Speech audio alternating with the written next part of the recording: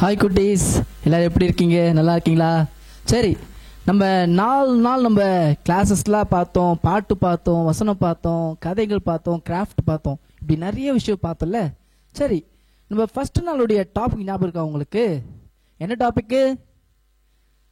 Super, கீழ்ப்படிதலின் இருதயம், இங்கிலீஷ்ல heart of obedience. Super.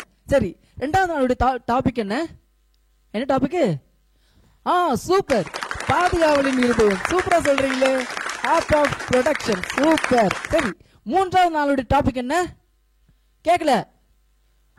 Super, பெருமையின் இருதயம், ஹார்ட் ஆஃப் பிரைட். பரவாயில்ல, ரொம்ப சூப்பர், கரெக்டா கவனிச்சிருக்கீங்களே.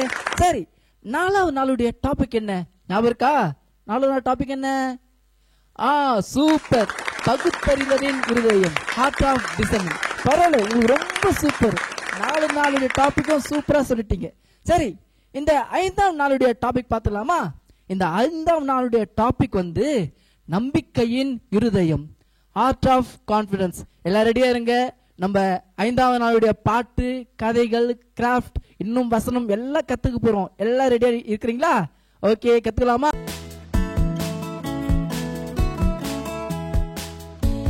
Hi friends.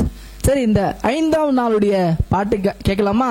ரொம்ப அழகான பாட்டு, எல்லாம் நல்லா கவனிங்க. சரிங்களா? கேட்கலாமா?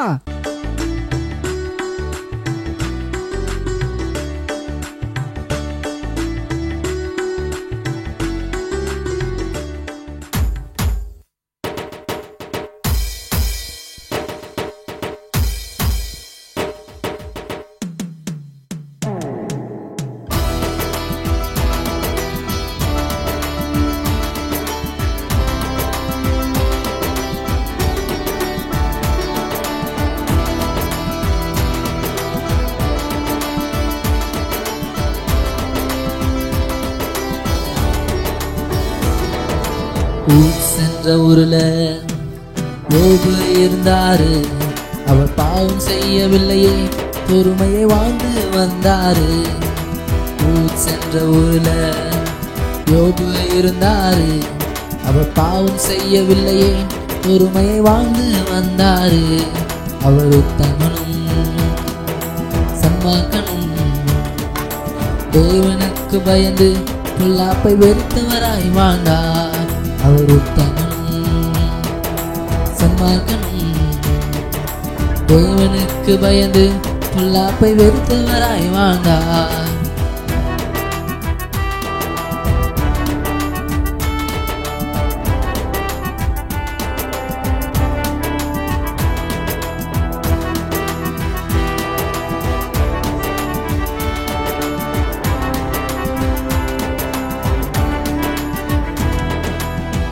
சென்ற ஊருல யோபு இருந்தாரு.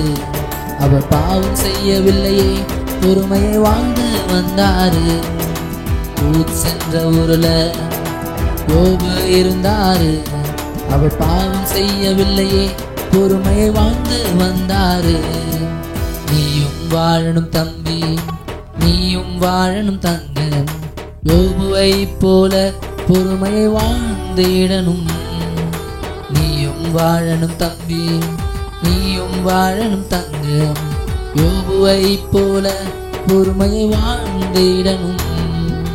நீயும் வாழணும் தம்பி, நீயும் வாழணும் தங்க, யோபுவை போல பொறுமையை வாழ்ந்திடணும். ஹாய் குட்டீஸ். சரி, சாங் கேட்டிருப்பீங்க. எப்படி இருக்கு சாங்? ரொம்ப நல்லா இருக்குல்ல? அதோடைய லிரிக்ஸ் நம்ம இப்போ பார்க்கலாமா? ஊட்ஸ் என்ற ஊரில் யோபு இருந்தாரு. அவர் பாவம் செய்யவில்லையே, பொறுமையாய் வாழ்ந்து வந்தாரு. அவர் உத்தமனும் சன்மார்க்கனும், தேவனுக்கு பயந்து பொல்லாப்பை வெறுத்தவராய் வாழ்ந்தார். ஊட்ஸ் என்ற ஊரில் யோபு இருந்தாரு. அவர் பாவம் செய்யவில்லையே, பொறுமையை வாழ்ந்து வந்தாரு. நீயும் வாழணும் தம்பி, நீயும் வாழணும் தங்கை, யோபுவை போல பொறுமையை வாழ்ந்திடணும். நாள் 5.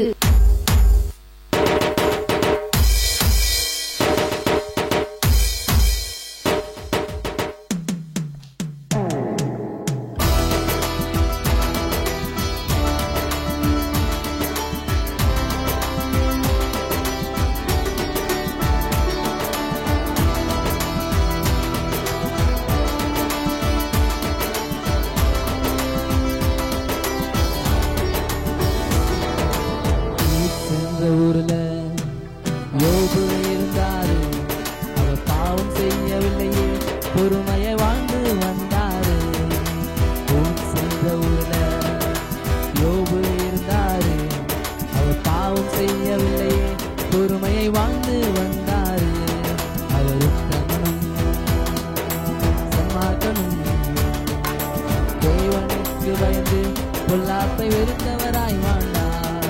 அவர் உத்தமனும் சன்மார்க்கனும். தேவனுக்கு பயந்து பொல்லாப்பை வெறுத்தவராய் வாழ்ந்தார்.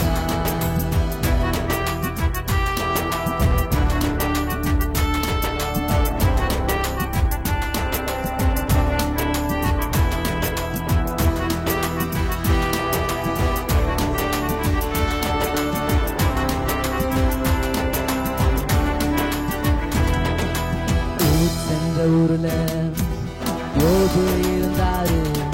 அவர் பாவம் செய்யவில்லையே, பொறுமையை வாழ்ந்து வந்தாரு.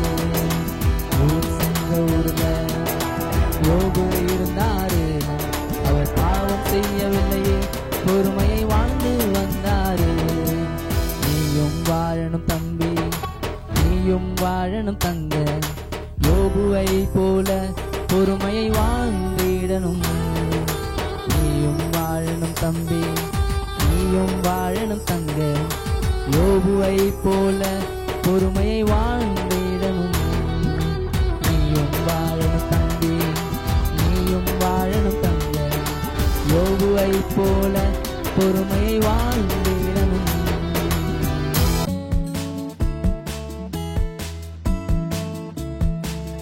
Dear children, என்ன VBS உடைய ஃபைனல் டேக்கு வந்துட்டோம்.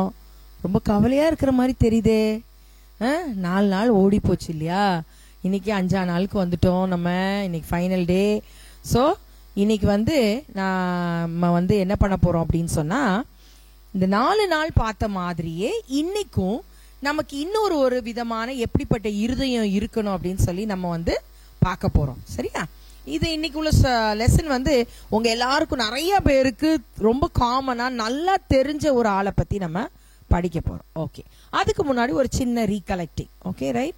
ஃபர்ஸ்ட் டே என்ன தீம் பார்த்தோம்? Heart of obedience. எஸ், நம்ம கீழ்ப்படிதலின் இருதயம். 2ஆம் நாள் என்ன பார்த்தோம்? ஹார்ட் ஆஃப் ப்ரொடெக்ஷன், பாதுகாவலின் இருதயம். 3ஆம் நாள் என்ன பார்த்தோம்? ஹார்ட் ஆஃப் ப்ரைட், பெருமையின் இருதயம். நேத்து என்ன பார்த்தோம்? பகுத்தறிதலின் இருதயம் அல்லது heart of discernment. Right? So அப்போ இப்படி 4 நாளும் நீங்க பார்க்கும் பொழுது ஒவ்வொரு காரியத்தை உங்களுடைய வாழ்க்கையில நீங்க என்ன செய்யணும், எப்படிப்பட்ட பிள்ளைகளா இருக்கணும் அப்படின்னு சொல்லி நீங்க மெல்ல மெல்ல மெல்ல மெல்ல படிச்சுட்டே வந்திருக்கீங்க. சரியா? அப்போ இன்னைக்கு நம்ம என்ன பார்க்க போறோம் அப்படின்னு சொன்னா, ஹார்ட் ஆஃப் கான்ஃபிடன்ஸ், நம்பிக்கையின் இருதயம். எத்தனை பேருக்கு நீங்க ஏதாவது ஒண்ணு செய்ய போறீங்க அப்படின்னு சொன்னா அதுல ரொம்ப கான்பிடென்டா, ஒரு எக்ஸாம் எழுத போறீங்க. இப்ப எல்லாருமே எக்ஸாம் எழுதி முடிச்சுட்டு லீவுக்கு வந்துட்டீங்க இல்லையா? என்ன ஆண்டி லீவுக்கு வந்தாலும் இந்த ஸ்கூல்ல தான் ஞாபகப்படுத்துறீங்களா அப்படின்னு கேக்குறீங்களா? சும்மா இந்த ஒரே ஒரு பாயிண்ட் மட்டும் அதை வச்சு சொல்லிக்கிறேன். சரியா? கோவப்படாதீங்க. இப்ப எல்லாரும் எக்ஸாமுக்கு படிச்சிருப்பீங்க. நல்லா படிச்சிருந்தீங்கன்னா எக்ஸாமுக்கு நீங்க போகும்போது தைரியமா போவீங்க இல்லையா? ஒரு கான்பிடன்ஸோட போவீங்க. போய் நான் என்ன கொஸ்டின் பேப்பர் என்ன கொஸ்டின் இருந்தாலும் எழுதிடுவேன் அப்படின்னு சொல்லிட்டு அப்படி ஒரு என்ன சொல்றது, you will have that kind of a confidence. இதே மாதிரி தான் நம்மளுடைய லைஃப்லையும் என்ன மாதிரி சிச்சுவேஷன் வந்தாலும் நமக்கு ஒரு கான்ஃபிடன்ஸ் அவசியம். அப்படி ஒருத்தர் இருந்தார் தெரியுமா பைபிள்ல? உங்களால ஏதாவது கெஸ் பண்ண முடியுதா? யாருக்காவது ஏதாவது ஒன்று பேரு யோசித்து பாருங்க. யாரோ ஒருத்தர் சொல்லிட்டீங்கன்னு நினைக்கிறேன். ஜோப். எஸ், ஜோபு குறித்து தான் நம்ம இப்போ பார்க்க போறோம். யோபு ரொம்ப ஒரு நல்ல ஒரு லைஃப்ல இருந்த ஒரு மனுஷன். நீங்க யோபனுடைய சரித்திர புத்தகத்தை எடுத்து பார்த்தீங்கன்னா முதல் அதிகாரத்துல ரொம்ப லைனா லிஸ்ட் அவுட் பண்ணியிருக்கோம் அவருடைய நல்ல குவாலிட்டிஸ். சன்மார்க்கனா வாழ்ந்தாரு, he was a very honest man, அப்படி இப்படின்னு சொல்லி நிறைய குவாலிட்டிஸை குறித்து அவருக்கு எழுதப்பட்டிருக்கும். அதோடு கூட அவர் ரொம்ப ரிச் மேனா இருந்தார். ஹி ஹேட், அதாவது the Lord had blessed him with many things. அவருக்கு 7 பையங்க, 7 sons and 3 daughters அவருக்கு. அதோடு கூட அவருக்கு 700 sheep, 3000 camels, 500 oxen and 500 female donkeys இருந்துச்சாம். யோசித்து பாருங்க, நம்ம வீடுகள் எல்லாம் ஒரு பெட் டாக் வச்சிருப்போம், வேணா ஒரு கேட் வச்சிருப்போம். ஒருவேளை இந்த சிலர்லாம் பால் வியாபாரம் பண்ணுவாங்க, ஒரு மாடு வச்சிருப்பாங்க, 2 மாடு வச்சிருப்பாங்க. சிலர் ஆடு மாடுகள் வளர்ப்பாங்க, 20-25 வச்சிருப்பாங்க. யோசித்து பாருங்க, இங்க 7,000 3,000 என்னெல்லாமோ பார்த்தப்போ அவன் ஒரு சீமானாய் இருந்தான் அப்படின்னு சொல்லி ஒரு வார்த்தை அங்க பயன்படுத்தப்படும். யோபுவை பத்தி பேசும்போது நிறைய பேர் சொல்லுவாங்க he was a very rich man. ஆனா அதே சமயத்துல he only wanted to do what the Lord wanted him to do. ஆண்டவருக்கு பிரியமான ஒரு வாழ்க்கை வாழ்ந்த ஒரு மனிதனாக அவர் காணப்பட்டார். அவருடைய பிள்ளைகள் வசதியின் நிமித்தமாக நண்பர்களை கூப்பிட்டு விருந்து செய்வாங்க, இப்படி பல இதுகள்லாம் செய்யும் பொழுது இவங்க தெரியாம ஒரு தப்பு பண்ணியிருக்க கூடாது அப்படின்னு சொல்லி ஒவ்வொரு நாளும் அவர்களுக்காக இவர் பலி செலுத்தி அவங்க தப்பு பண்ணிடக்கூடாது அப்படின்னு சொல்லி அவங்களுக்கு சேஃப்கார்ட் பண்றதுக்காக இவர் பலி செலுத்துவாராம். அந்த அளவுக்கு he was a very righteous man. இது யோபுவை பத்தி. ஓகே, சோ இதை ஒரு சைடு வைக்கலாம். இதுக்கு இடையில ஹெவன்ல ஆண்டவருடைய தேவனுடைய சன்னிதானத்துல ஒரு கான்ஃபரன்ஸ் நடக்குது. அங்க தேவனுடைய பிள்ளைகள், அந்த தேவ தூதர்கள் அண்ட் எல்லாரும் பேசிட்டு இருக்கும்போது யாரு உலகத்துல எப்படிப்பட்ட ஆள் அப்படிலாம் பேசும்போது திடீர்னு அங்க ஒரு ஆள் உள்ள நுழையிறாரு. யாரு? சாத்தான். அவரும் அந்த கான்ஃபரன்ஸ்குள்ள தன்னை போய் சேர்த்துக்கிட்டார். ஒரு வேளையா விருந்தாளியா போனாரா, எப்படி போனாரோ தெரியாது, உள்ள போயிட்டார்.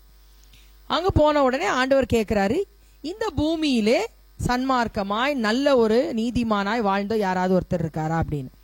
அப்போ நான் சாத்தா சொல்லலாம், எங்கெல்லாமோ சுத்தி பார்த்துட்டு வந்துட்டேன், அப்படி யாரும் தெரியல அப்படின்னு. அப்போ ஆண்டவர் கேட்கிறாரு, என்னுடைய தாசனாகிய யோபுவின் மேல் உன் கண்கள் படவில்லையா அப்படின்ட்டு. அப்போ சாத்தா சொல்றான், எல்லாம் பார்த்தேயா, நீர் அவருக்கு எல்லா ப்ரொடெக்ஷனையும் கொடுத்துருக்கிறீரு, அப்புறம் எப்படி அவர் எந்த தப்பும் செய்வாரா? அவருக்கு தான் எல்லா வசதி வாய்ப்பு கொடுத்துருக்கிறீரு, சந்தோஷமா இருக்காரு, நல்ல பிள்ளைகள், சொத்து சோகம் எல்லாம் இருக்கு அப்படின்னு.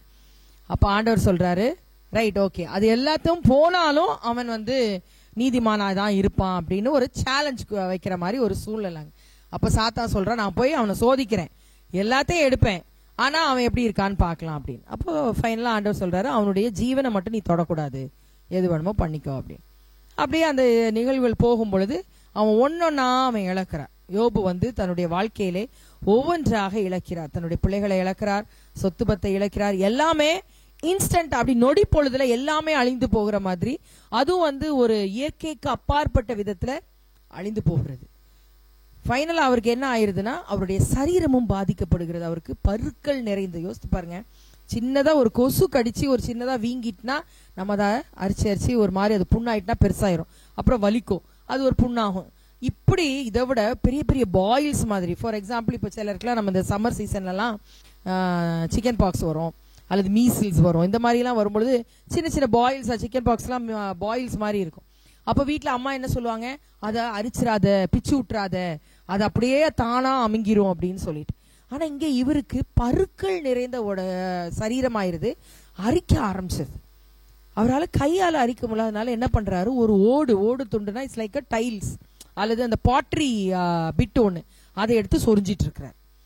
அப்புறம் அந்த மாதிரி ஒரு நிலைமையில இருந்தோடனே அவருடைய ஒய்ஃப் பார்த்துட்டு ரொம்ப ஃபீல் பண்றாங்க, எதுக்கு இந்த மனுஷன் இவ்வளவு பாடுபடணும் அப்படின்னு சொல்லிட்டு அவங்க ஒரு ஸ்டேட்மெண்ட் சொல்றாங்க, ஐயா பேசாம தேவனை தூஷித்துட்டு உன் ஜீவனை விட்டுறப்பா அப்படின்னு சொல்லிட்டு. அப்ப யோபு அவருக்கு என்ன பதில் சொன்னார் தெரியுமா தான் மனைவி கிட்ட, பைத்தியக்காரி மாதிரி பேசாத, நான் ஆண்டவர்கிட்ட இருந்து நன்மை பெற்ற நான் தீமையையும் பெறுவதற்கு நான் ஏன் யோசிக்க கூடாது, நான் ஏன் கஷ்டப்படணும், கர்த்தர் கொடுத்தார், கர்த்தர் எடுத்தார், கர்த்தருக்கே ஸ்தோத்திரம். அப்ப யோசித்து பாருங்க, யோபுக்கு எவ்வளவு ஒரு கான்பிடன்ஸ் இருந்திருக்கு, என்ன ஒரு நம்பிக்கை. யோசித்து பாருங்க, ஈஸியா எனக்கு எல்லாம் கொடுத்த ஆண்டவர் எல்லாத்தையும் எடுத்துட்டாரு, நான் அவரை பிடிச்சுக்கிட்டு அவரை பற்றி கொண்டு நான் வாழ்ந்து என்னையா பிரயோஜனம். இன்னைக்கு ஒருவேளை நீங்களும் நானும் அப்படி யோசிக்கலாம், ஆனா ஜோப் அப்படி யோசிக்கல. தீமையானதை நன்மையை பெற்றுக்கொண்ட நான் தீமையையும் அதே ஆள்கிட்ட, அதாவது ஆண்டவரிடத்துல இருந்து நான் பெறுவதற்கு ஆயத்தமா இருக்கிறேன்னு சொன்னார். எவ்வளவு பெரிய ஒரு சேலஞ்ச். யோசித்து பாருங்க, இன்னைக்கு நம்ம எத்தனை சூழ்நிலைகள்ல எவ்வளவு முறுமுறுக்கிறோம் இல்லையா. ஒரு சின்ன கஷ்டம் வந்த உடனே, ஒருவேளை நீங்க உன் ஆசையா உங்க அப்பா அம்மாட்ட கேட்கலாம், அவங்க வாங்கி கொடுக்க எல்லாமே வாங்கி கொடுத்துட்டு இருக்கிற ஒருத்தர் அன்னைக்கு மட்டும் இல்ல தம்பி இது வேண்டாம்ப்பா, அல்லது பாப்பா இது வேண்டாமா, அல்லது இன்னொரு நாள் இப்போ அப்பா அம்மாட்ட காசு இல்ல கொஞ்சம் பிந்தி வாங்கி தரோம் அப்படின்னு சொன்னா எவ்வளவு கோவப்படுறீங்க இல்லையா, நீங்க முறுமுறுக்குறீங்க, சண்டை போடுறீங்க. அந்த மாதிரி எத்தனை பேர் நம்ம இருக்கோம் இல்லையா. எப்பவுமே நம்மளுக்கு நல்லதுதான் கிடைக்கணும், தி பெஸ்ட் தான் கிடைக்கணும்னு நம்ம நினைச்சிட்டு இருக்கோம். கொஞ்சம் ஒரு கஷ்டத்தை வந்த உடனே வி ஸ்டார்ட் டு மர்மர். இது சின்ன பிள்ளைகள் மட்டும் இல்ல, பெரியவங்களும் அதே மாதிரி நிறைய பேர் இருக்கிறாங்க. ஆனா நம்ம அப்படி இருக்கக்கூடாது. ஜோப் எல்லாத்தையும் இழந்தாரு, ஆனாலும் ஆண்டவரை அவர் விட்டு விடவில்லை. எண்ட் ரிசல்ட் என்ன பார்க்கிறோம்னா, ஆண்டவர் அவருக்கு எல்லாவற்றையும் ரெண்டத்தனையாய் திருப்பி கொடுத்தார். he got everything double fold. அது மட்டும் இல்ல, பைபிள நீங்க செகண்ட் சாப்டர் ஆஃப் ஜோப் வாசித்து பார்த்தீங்கன்னா, he did not sin with his lips ன்னு இருக்கும். யோசித்து பாருங்க, வாயால கூட ஒரு வார்த்தையில கூட பாவம் செய்யாம இருந்தாராம். அவ்வளோ சரீரத்துல வேதனை, பாடு, கஷ்டம் இருந்தாலும் மக்கள் அவரை தப்பா பேசினால், நீ ஏதோ தப்பு பண்ணிருப்பா அதான் இப்படி இருக்க. எத்தனையோ பேர் ஊர்ல யோசித்து பாருங்க, ஊர் மக்கள் எத்தனையோ பேர் என்னெல்லாமோ பேசி இருக்கலாம். ஆனாலும் அவர் தன்னுடைய நாவினாலே பாவம் செய்யவில்லை.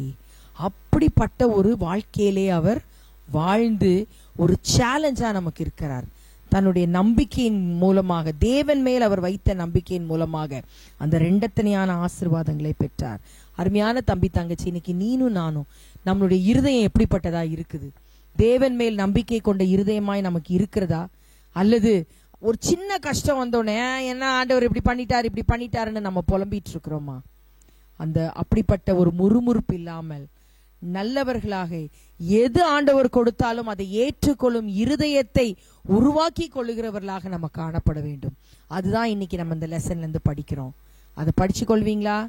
ரொம்ப சந்தோஷம். 5 நாள் உங்களோட கூட இந்த வர்ச்சுவல் விபிஎஸ் மூலமா உங்களை சந்திக்கிறதுக்கும் 5 பாடங்களை உங்களுக்கு ஷேர் பண்றதுக்கும் ஆண்டவர் கொடுத்த இந்த வாய்ப்புக்காக ஆண்டவருக்கு நன்றி செலுத்துறேன். எனக்கு ரொம்ப சந்தோஷம்.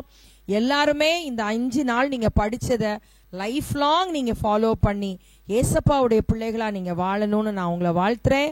God bless you, my dear children, and see you and hope to see you next year through virtual VBS 2026. Bye bye.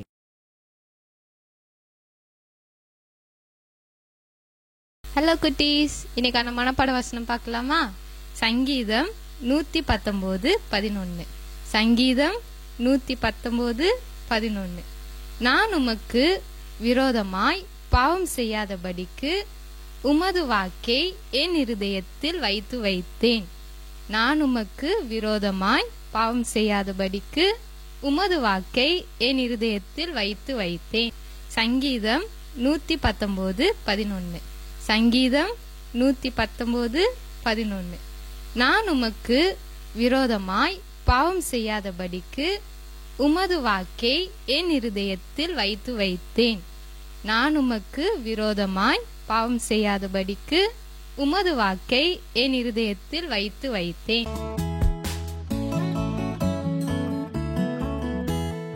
வரப்போற குவிஸுக்கு நீங்க வாட்ஸ்அப் பண்ண வேண்டிய நம்பர் 9498402793. 9498402793. ஹாய் குட்டீஸ், நம்ம டே 5ஓட குவிஸ் என்னன்னு பார்ப்போமா? இன்னைக்கு குவிஸ் மேட்ச் த ஃபாலோவிங். உங்களுக்கு ஸ்க்ரீனில் தெரியுது பார்த்தீங்களா? இதை நீங்கள் கரெக்டாக மேட்ச் பண்ணி கீழே தெரிகிற வாட்ஸ்அப் நம்பருக்கு நீங்கள் அனுப்பணும். So first job. அதுக்கு இந்த சைடில் என்ன மேட்ச் ஆகுமோ கரெக்டாக அதோட ஆன்சரை எழுதுங்க. அடுத்தது 7000, 7000. அவர் 7000 என்ன அனிமல் வச்சுருந்தாரதை நீங்கள் இந்த பக்கம் மேட்ச் பண்ணணும். ஸோ அந்த மாதிரி நீங்கள் ஸ்க்ரீனில் தெரியுது எல்லாத்தையும் நீங்கள் கரெக்டாக மேட்ச் பண்ணி சீக்கிரமாக நீங்கள் அந்த கீழே இருக்க வாட்ஸ்அப் நம்பருக்கு நீங்கள் எங்களுக்கு அனுப்புங்க. முதல் 3 பேருக்கு கிஃப்ட் இருக்குது. அதனால் சீக்கிரமாக உங்கள் ஃபோனை எடுத்து ஸ்க்ரீனில் தெரிகிற மேட்ச் த ஃபாலோவிங்கை பார்த்து நீங்கள் அனுப்புங்க.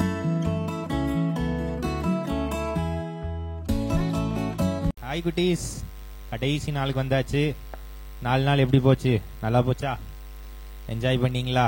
நிறைய பாட்டு, நிறைய கதை, ஆக்டிவிட்டி, பப்பட் ஷோ, ஸ்கிட் எல்லாம் பார்த்துருப்பீங்க. என்ஜாய் பண்ணீங்களா? வேர்ட் வெக்கேஷன் பைபிள் ஸ்கூலோட விபிஎஸ் என்ஜாய் பண்ணீங்களா? எத்தனை பேர் அடுத்த வருஷம் வருவீங்க பார்க்கறதுக்கு? நான் வருவேன் அம்மா. நீங்க வந்துருவீங்களா? நேத்து மாலுக்கு போன மாதிரி போயிட மாட்டீங்கல்ல?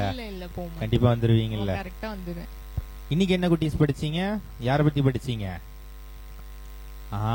யோபை பத்தி படிச்சீங்க. அக்கா, உங்களுக்கு யோபு கதை தெரியும்னு நினைக்கிறேன். நல்லா தெரியும்ப்பா.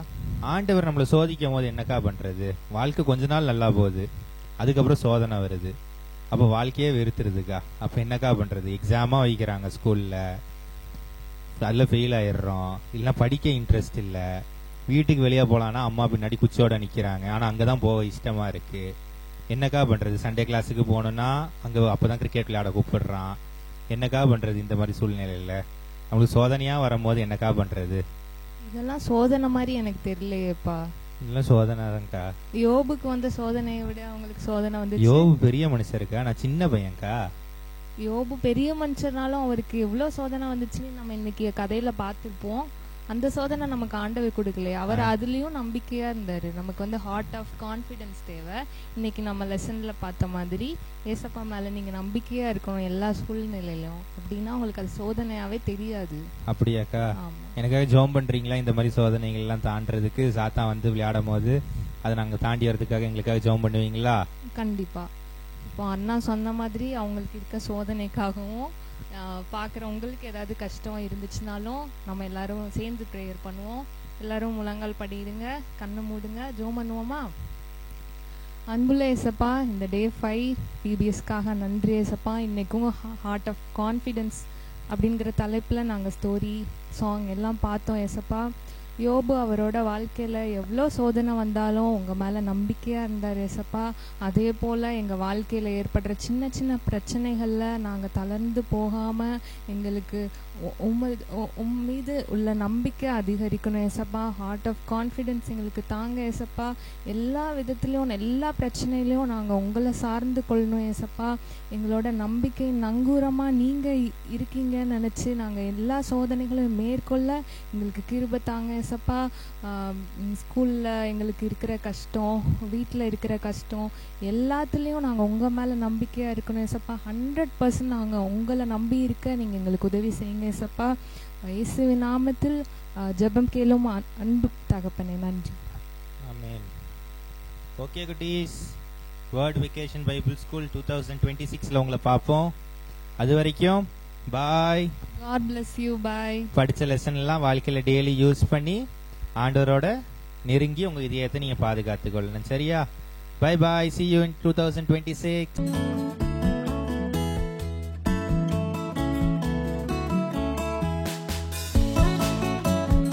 விடுமுறை வேதாகம பள்ளியின் மூலமாக நீங்கள் அநேக நன்மையை பெற்றிருப்பீர்கள் இல்லையா? நிறைய பாட்டுகளை படிச்சிருப்பீங்க, கதைகளை படிச்சிருப்பீங்க, வேத வசனங்களை படிச்சிருப்பீங்க. இதெல்லாம் உங்கள் வாழ்க்கையில் நல்ல பலன் தரும். நிச்சயமாக மறந்துடாதங்க. இதெல்லாம் ஆண்டவர் ஒரு நோக்கத்தோடு உங்களுடைய வாழ்க்கையில் கொடுத்துருக்கிறார். அவருக்கு நன்றி கூறி இந்த நன்மைகள் நம்முடைய வாழ்க்கையில் தொடர்ந்து பயனடைய, இது மட்டும் இல்லை, இன்னும் அநேகர் இந்த விபிஎஸ்ல பங்கு பெற நாம் ஜெபிப்போம். அன்புள்ள ஆண்டவரே, எங்களுக்கு நீர் கற்றுத்தந்த அருமையான பாடல்களுக்காக பல நன்மைகளுக்காக உம்மை ஸ்தோத்திரிக்கிறோம். இந்த விடுமுறை வேதாகம் பள்ளியிலே பிள்ளைகள், பெரியோர், சிறுவர், வாலிபர்கள் கற்றுக்கொண்ட சத்தியங்களை மனதிலே பதித்து அவருடைய வாழ்க்கையிலே நல்ல பலன் தர உதவி செய்யும். நன்றி கூறி உம்முடைய கரங்களிலே அர்ப்பணித்து இயேசுவின் மூலமாக இந்த ஜெபத்தை ஏறெடுக்கிறோம் பிதாவே. ஆமென்.